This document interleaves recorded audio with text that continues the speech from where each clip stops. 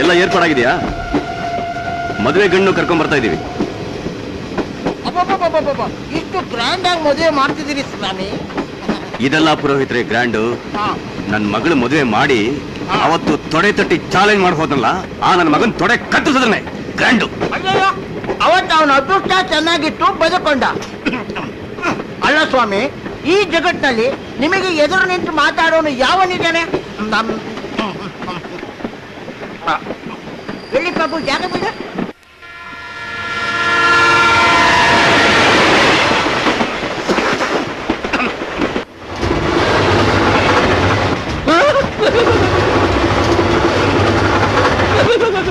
ಸ್ವಾಮಿ ಅಲ್ಲಿ ನೋಡಿ.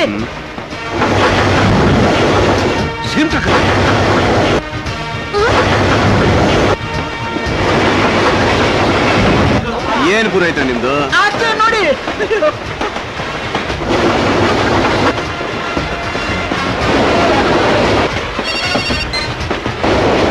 ನರಸಿಂಹ, ನನ್ನ ಟ್ರೈನ್ಗೆ ಬ್ರೇಕ್ ಇಲ್ಲ. ನಾನು ಸಾಯೋದಕ್ಕೆ ಹೆದರ್ಕೊಳ್ಳೋದಿಲ್ಲ.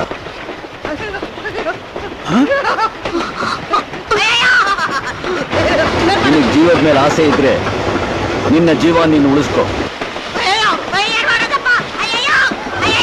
ನಿನ್ನ ಟ್ರೈನ್ ನಿಂತ್ರೇನೆ ನನ್ನ ಟ್ರೈನ್ ನಿಲ್ಲೋದು. ತೀರ್ಮಾನ ಮಾಡು.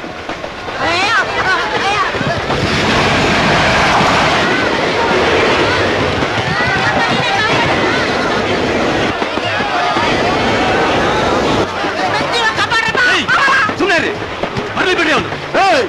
ನಾವು ಅವನನ್ನು ನೋಡೇ ಬಿಡೋಣ. ಅಯ್ಯೋ, ಈ ಪರಿಚಯ ಬದುಕಿದ್ರೆ ತಾನೇ ನೋಡೋದಕ್ಕೆ.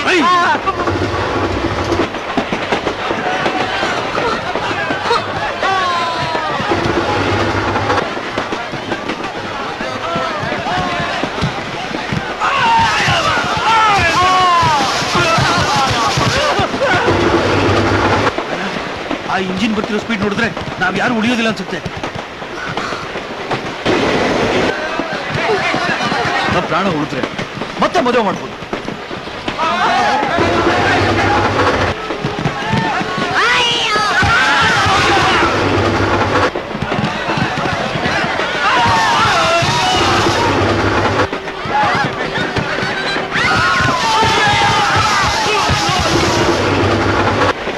ಈ ಟ್ರೈನಲ್ಲಿ ಹೆಂಗಸರ ಮಕ್ಕಳೆಲ್ಲ ಇದ್ದಾರೆ.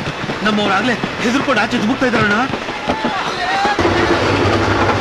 ಆವೇಶದಲ್ಲಿ ನಿರ್ಧಾರ ತಗೊಳ್ಳೋಂಥ ವಿಷಯ ಅಲ್ಲ, ಯೋಚನೆ ಮಾಡಿ ತಗೊಳ್ಳೋವಂಥದ್ದು.